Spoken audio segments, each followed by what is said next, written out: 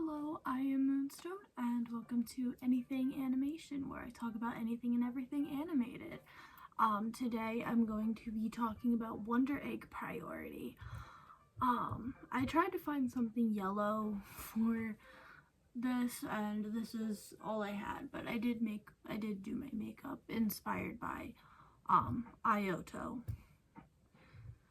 which is, one of the main characters. But yeah, Wonder Egg Priority is an anime. I've rewatched it a good handful of times.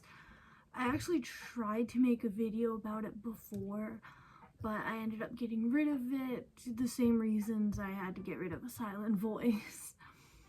And just like a silent voice, this anime has themes of the melancholy, being pushed around, anxiety of various types, which I learned that you can actually say that word.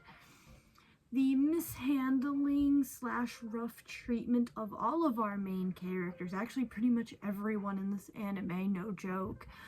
The rough treatment of pretty much everyone in various ways and degrees. Not eating enough, injuries to oneself, and passing away. Yeah, thoughts and actions. I think I got them all. There we go.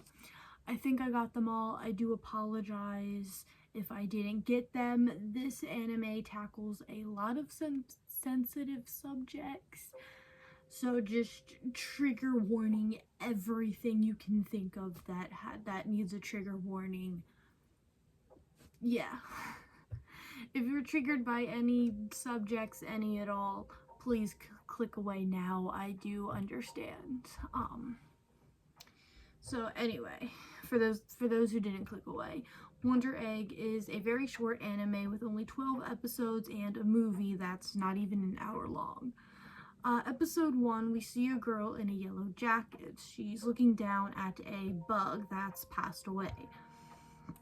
She scoops it up and buries it. While she's praying, the bug begins to talk to her and fly away. We learn her name is Ioto, and she follows the bug to a cave with an escalator. She then wakes up. It was all a dream. But next to her is an egg with a number on it.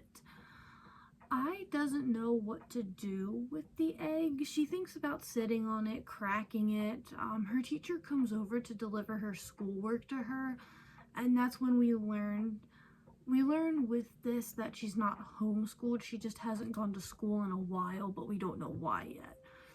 Later that night, we see her sneak out, but it's really just a dream, and the transition from her leaving her house to it revealing that it's a dream is so beautiful. She somehow ends up at school. She sees two girls writing hateful messages on another girl's locker, and their eyes are pixelated over so you can't see who they are. Just then, somebody talks over the speakers. They say, "What do you do when you see someone being pushed around?" That's right, pretend you don't see anything. I ends up cracking the egg. The egg grows bigger and bigger and bigger, then it cracks. Then it cracks open. A girl was inside. The egg girl has a bit of an attitude problem, but it quickly goes away. It quickly goes away when the two girls come face to face with one of the pixelated girls. After a chase, I and Egg Girl find a place to rest. Egg Girl tells I she's immortal in this world, in this dream egg world place.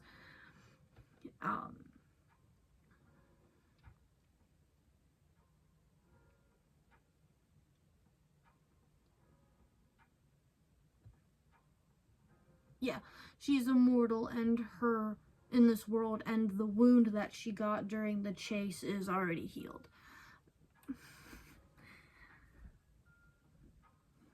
But the egg girl's wounds don't heal. She says the pixelated girls are only after her, not I.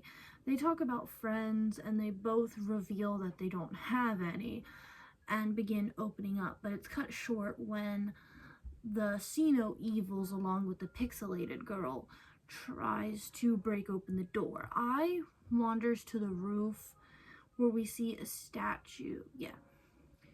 So the pixelated girls are all after the egg girl. The egg girl runs away, and I is now on her own.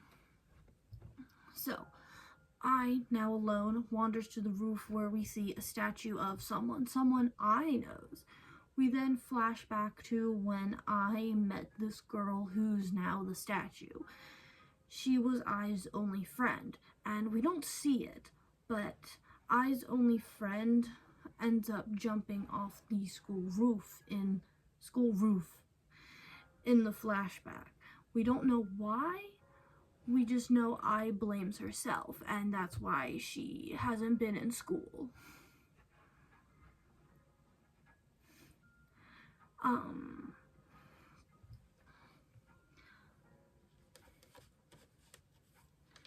Egg Girl and the Pixel Girl and the Pixelated Girl are now on the roof. The Egg Girl is still running, and I jumps off her roof down to the roof that they are on. I's multicolored pen then turns giant as she smashes the pixelated girl. Cheerful music plays as I and Egg Girl shake hands. Egg Girl says, "Don't forget me," then puff, she disappears. She's dust. I figures out the more people she saves, the closer she is to saving her only friend. The more people she saves, the warmer the statue gets. So she thinks if I save enough people, then the statue might come back alive.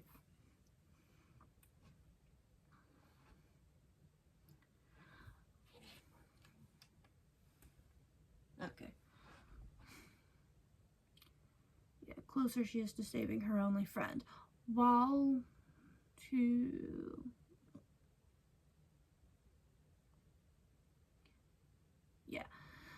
The bug that I was talking to comes back, and she asks the bug if the egg girl is okay. The bug explains that when a girl... Alright, it's still... Oh wait, it's skippable. And there's another ad.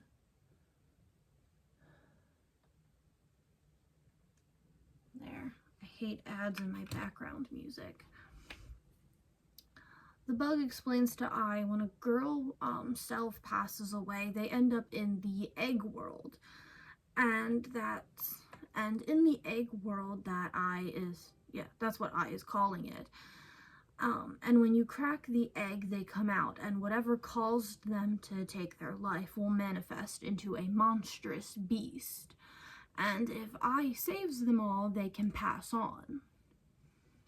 And that's the end of episode 1. Episode 2, we see I talking to a girl with a long braid. The talk is really one-sided. It's just I talking to the girl, then with the girl, because she's ignoring her. The girl didn't come from an egg. She's like she's there to protect the egg girls. She says she's doing it for her sister. Her sister is her statue. Yeah, we assume her sister is her statue. Back in the egg world, yeah, now we're back in the egg world. I cracks another egg. A shy girl with glasses in a gymnastics uniform comes out. Her name is Mimi. I promises to protect Mimi. She learns Mimi's trauma monster is her coach. Her coach takes the form of a beast and takes Mimi away from I. I runs to the gym where the coach is shaming Mimi for her weight. I tries to sneak up on the coach while While the Eye and the coach are fighting, Mimi keeps telling Eye to stop, that she deserves how the coach is treating her. Now we know why Mimi is in the egg world. Her coach pushed her so much that she thought passing away was the only way out. Using Mimi's ribbon, Eye defeats Coach. Mimi tells Eye she wishes she met her sooner. Maybe Mimi could have learned to speak up. We see the voices that were coming from the bug too. Okay. The voices that were coming from the bug that was talking to Eye belonged to two mannequin men in the egg world. And episode 2 ends with Nehru, the girl with the long braid, and Eye slowly becoming friends. Episode 3, we meet another new character with a red jacket and blonde hair. We see her right as she finishes somebody's monster. We then see her go to the statue of the one she's trying to save, but she treats it differently than how Eye treats her statue. She calls the statue and even kicks it. Why are you being mean to someone you're trying to save? Eye meets the new girl and we learn her name is Rika Kawaii. Kawaii follows Eye and meets Nehru and follows Eye home. We learn Kawaii used to be a junior idol and Eye hasn't gone to school since her only friends passed. We learn the girl Kawaii's trying to save isn't a friend but a fan. She says she needs to save her because she would buy Kawaii anything she wanted. Kawaii ends up spending the night with Eye and they both end up in the egg world at the same place. Both girls crack their eggs and Miko and Mako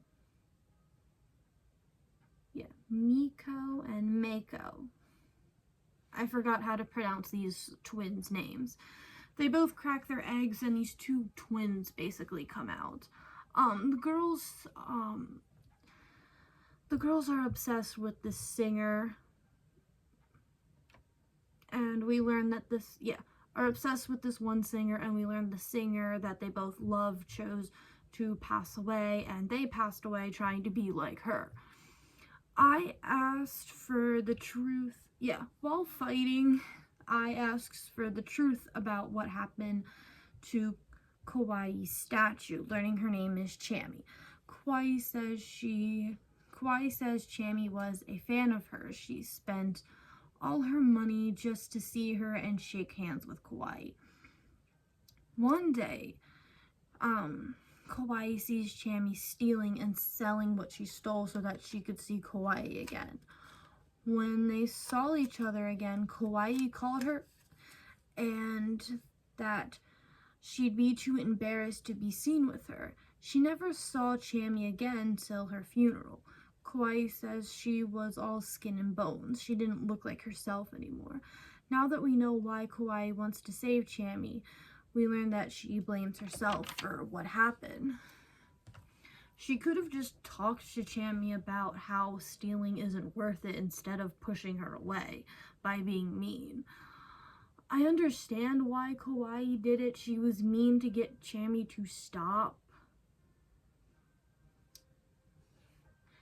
She did it that way instead of being open and honest because Kawaii does have terrible communication skills. And only knows how to push people away. That's why being open and honest is so important. I understand why Kawaii did it. She's pushing Chammy away to get her to stop because pushing people away and being mean is the only thing Kawaii knows how to do because she has terrible communication issues. But still, that's not how you get somebody to stop. You just explain to them that stealing is wrong and to stop and to knock it off. That's it. Episode 4, we meet our last egg protector, Momo. We see her talking to the egg girl she's protecting, trying to comfort her because of how she ended up in the egg world.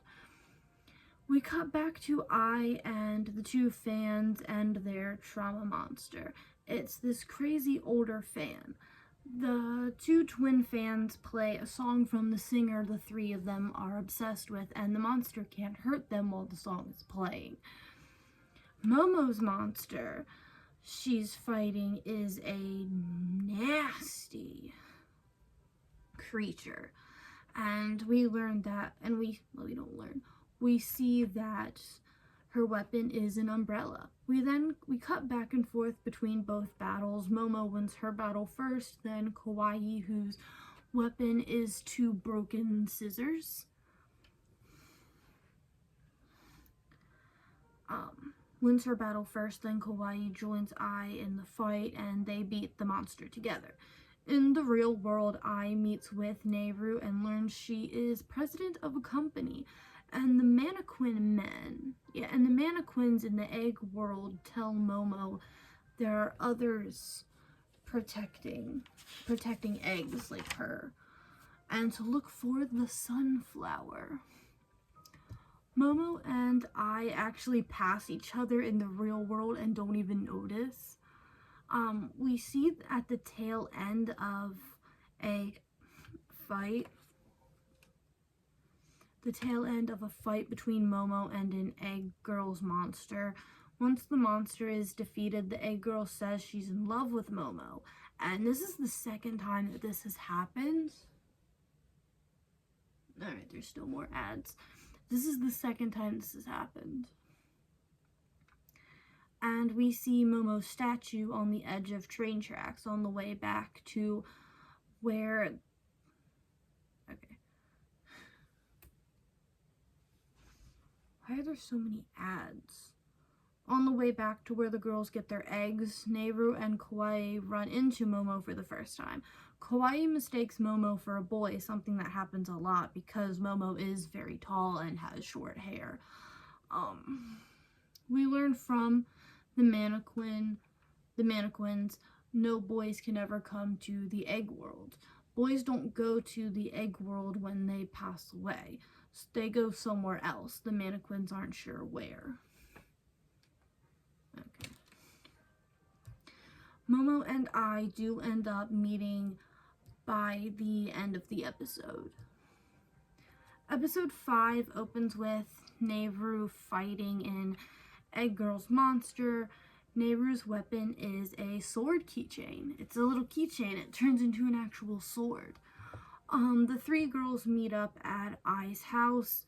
We learn Momo's uncle is the teacher for Ai's school, and everyone, even Ai, thinks he has something to do with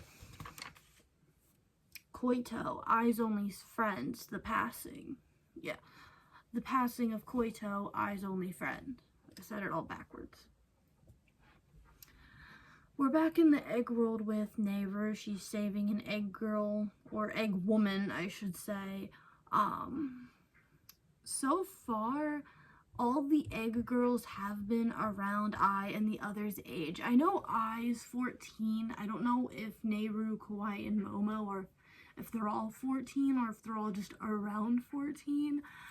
But they all look around the same age, and all the egg girls also look around the same age. But this person that Nehru's now saving, she's an egg woman. She's not a girl. She looks like an actual, like, adult woman. This is the first and only egg woman.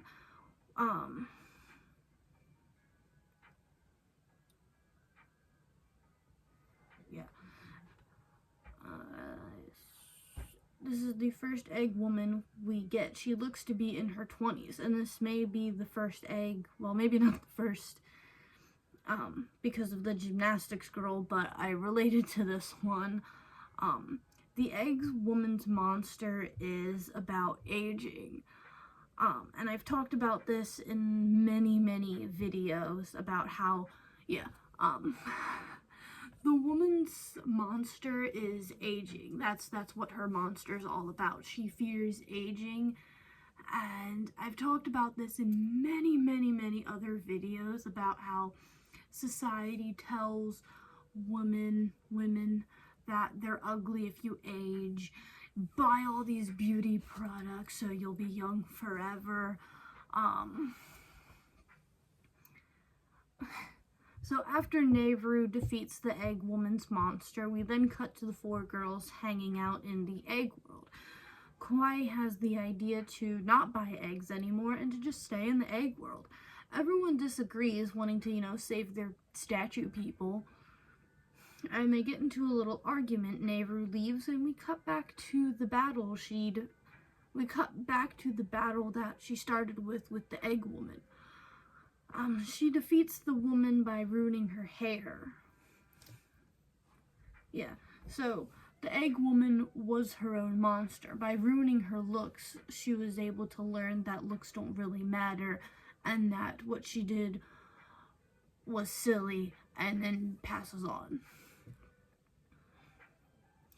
The next episode, the Mannequin Men give each girl a necklace, says it'll help them on their missions. They say to bring them home and wait till they're alone so that they can hatch. The girls do, and out come little pets. I get a chameleon, Momo has a little gator, a snake for Nehru, and Kawaii got a turtle, which I find very funny because she doesn't look like a turtle owner. She doesn't look like she would have a pet turtle. Ai's mom reveals that she's going to start dating Ai's teacher. This upsets her, and she goes to tell her friends. We then go on a mission with Ai, except this monster is different. Ai can't see it, and only the Egg Girl can. She defeats the monster with the help of the Egg Girl, and the next episode is Kawaii's birthday. We see what her life is like. We see her get in an argument with her adult beverage-addicted mother before leaving and meeting up with the other girls. While with the other girls, she shows them pictures that her mom... She shows them pictures of her mom with a bunch of different men, saying that this is her deck of dads. Her mom gave her those, saying she's pretty sure one of them, doesn't know which one, but one of them in the picture is probably Kawaii's dad. And Kawaii goes on a little tangent about her mom. It's very obvious from the way that Kawaii talks about her mother. Her mother is a narcissist, no doubt about it, manipulative narcissist, which explains why Kawaii acts the way she does. And I guess because I was watching this as a teen, when I first watched Wonder Egg Priority the handful of times, I was like a teenager, and I mostly relate to Ai. I love Ai, I relate to Ai. If you told me out of the 4 girls which one reminds you of your teenage self, I would pick Ai. But I have like a teeny tiny dash of Kawaii in me. And I think it was because I related to a tiny bit of Kawaii. I didn't see this. But rewatching this scene, Kawaii sounds like a narcissist. The way she's talking about her mother. But changing she changes the subject to be about her just to trash talk her mom.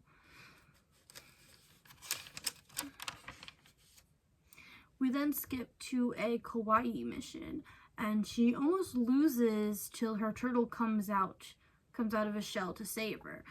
After that, we see a little character development. By the way she treats her mom versus in the beginning. The way she treats her mom now at the end of the episode versus the beginning. Episode 8 is the most hated episode. It is just a recap of everything that has happened. Like you weren't there to witness it all. Episode 9 is about Nehru. She invites the girls to her house, which is also her company. She lives at her company.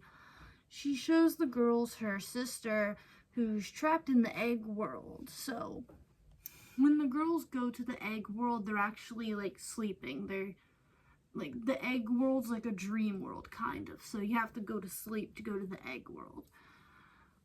She says her sister, who's trapped in the egg world, she was studying psychology and what happens when you pass away. Now that she's trapped in the egg world, Nehru has picked up where she's left off, and that's why she's going to the egg world to look for her. So Nehru doesn't have a statue. She's just in there looking for her sister. While in the egg world, Nehru does see her sister. Her sister tells her while in the egg world she discovered the existence of parallel universes. Remember that. It will come back later. We see Nehru's assistant at the end of the episode. We see Nehru's assistant watching Nehru in the egg world from a screen. By the end of the episode, we see Nehru's assistant talking to the Mannequin Men and Kawaii and Momo listening in. We learn that the Mannequin Men are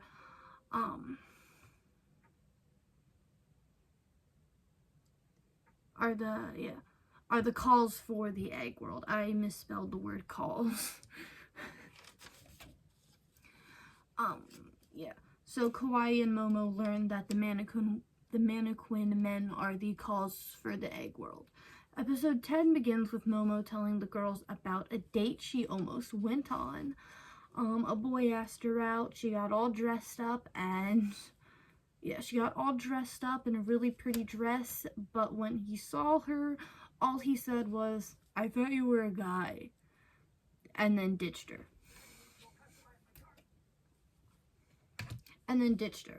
We then go on an egg mission with Momo, and we meet our first egg boy.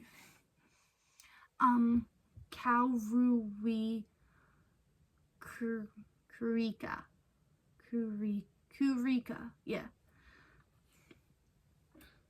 It's still an ad. Kaoru Kurika. I hope I'm pronouncing that right. I'm probably not, sadly. We love Kaoru. I love Kaoru. I wish I knew how to edit video so I can, like, pull up a picture. He does when I first saw him, that's still an ad. When I first saw him, I got excited because he does the little hat tuck that I used to do when I was young and I wasn't allowed to cut my hair the way I wanted. They have this little cute moment together, but when Kaoru's monster comes and they have a cute moment together, but then Kaoru's monster comes and Momo saves him. He gets one of the worst monsters. I mean, everyone's monster is bad, but I think it's because I relate to him. Like, the gymnastics girl and the egg woman I relate to, but I didn't, like, it's weird. I kind of just saw their monster and just went, ha, same. But then with Kaoru, it's different because I don't look at his monster and go, ha, same, because nothing even remotely close to that has happened to me and hopefully never will. It's him. I don't relate to his monster. I relate to him. So now that I have an emotional attachment, I think everyone's monster's bad, but his hurts.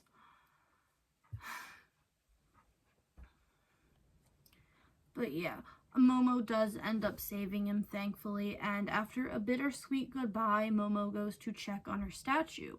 Her statue is covered behind a curtain. The curtain falls, and Haruki, the girl Momo was trying to save, is there, unstatued. But she fades away like a ghost. Just then, a monster comes out of nowhere. She's in a school uniform, but there's a butterfly where her head should be. So just a big old butterfly wings where her head should be. She's carrying a scythe. Momo gathers, Momo's gator, who she named Panic, tries to protect her, but the butterfly girl,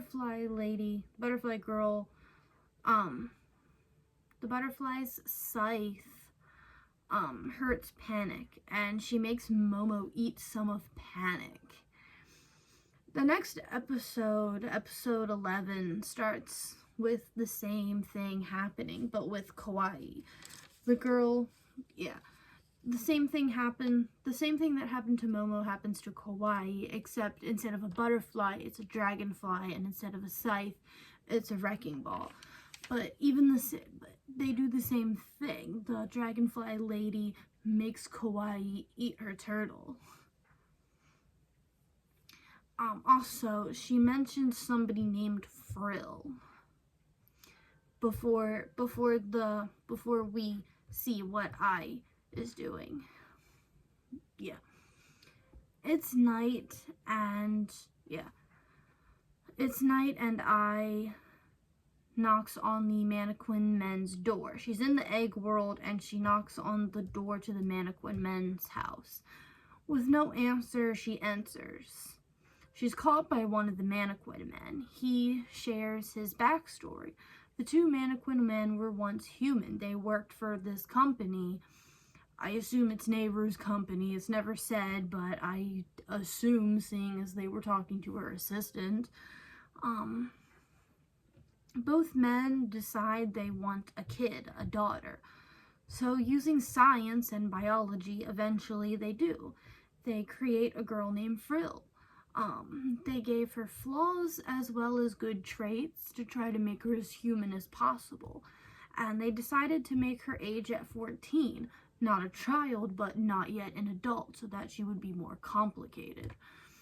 He said there were times where they even forgot she was an AI at all. Sadly, their family would come to an end when one of the mannequin men fell in love with another. We see Frill trying to actually create friends. Create friends, not make friends. And then we see the butterfly. That's when we see the butterfly girl along with some others with flower buds for heads and little, incubation tubes. The mannequin man that left got married to the one who stole him away from the other. And he got her pregnant. Upset by this, Frill throws a hairdryer into the tub. With the soon-to-be mom. Frill gets locked away in a shed for that. Because remember, she's a robot, she's AI, she's not real. Gets locked away in a shed for that with nothing but old computers and wires. There is some good news. Imari, the baby that Frill tried to hurt, actually survived. And we see years roll by. We see the family together, Imari and her two dads. Imari makes it to middle school, but then tragedy strikes. But why? Then it hits. It was Frill. One of the men, the one man, not the one who got married, the other one, goes out to the shed. There's Frill, surrounded by cords and old computer screens. We see him take Frill somewhere and come back alone. Both men start to do research. Why did Imari do this? Are there other girls? Why do they all do this? Why are they all struggling with this? I leaves without a word after the mannequin man basically shares his entire backstory. We then reach episode 12. The last episode since episode 13 is technically a movie. We go on a mission with I, but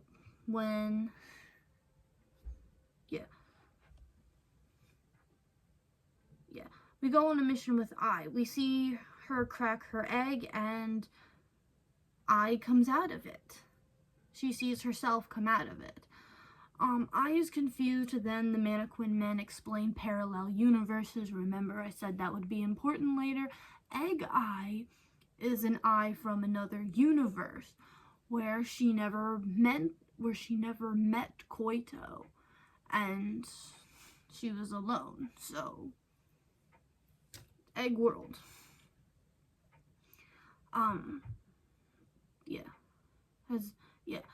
The Egg Ai would have happened to our Ai if she has never made her friends.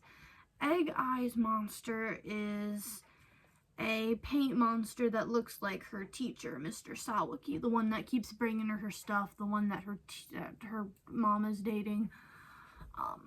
Ai and Egg Ai get separated, our Ai making it to the other end of the pool with Koito, her friend, but eventually breaks through the illusion, finds Egg Ai again, and defeats Egg Ai's monster while overcoming the monster, because they're both dealing with the same monster, except Egg Ai lost to it and our Ai won by physically and mentally defeating it.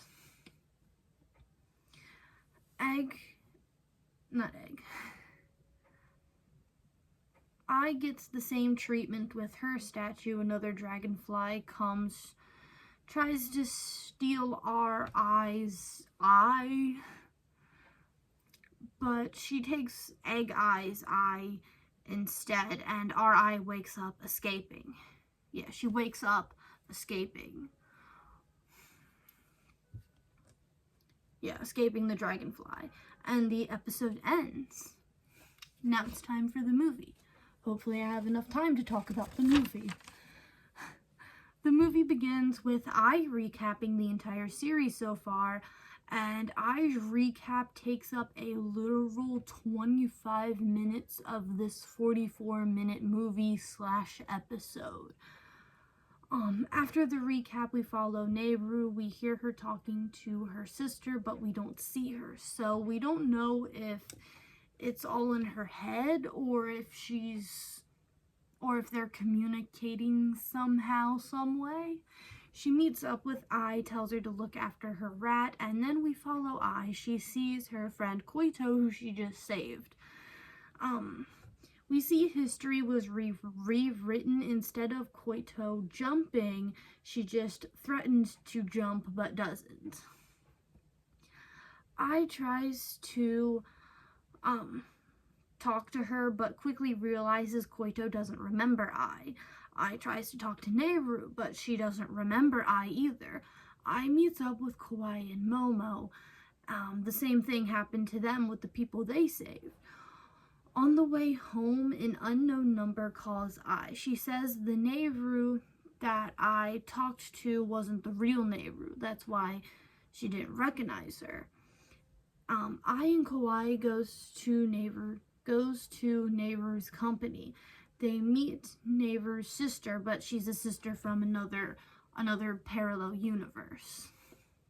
She's not the sister that our Nehru was trying to save, or was trying to find.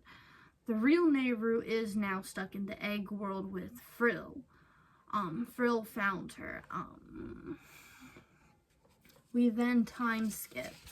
Ai isn't wearing her usual yellow hoodie anymore.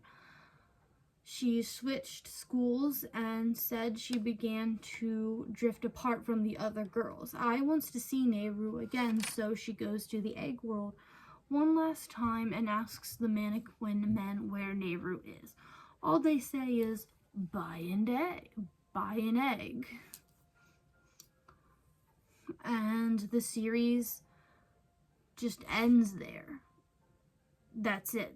That's everything. Not the most satisfying of endings. I've heard a lot of people complain about the ending. I was really hoping they would have stopped Frill, like have Nehru stop Frill somehow, but because she stopped Frill, she ends up trapped in the egg world, and then have Ai and Kawaii meet up with her sister and then like continue have the ending that you had. But yeah, seeing as Frill's still there, still out there, it's not satisfying. Like, I kind of get it. You want to leave it open-ended, I guess, but having Ai go back to the egg world to find Nehru is open-ended.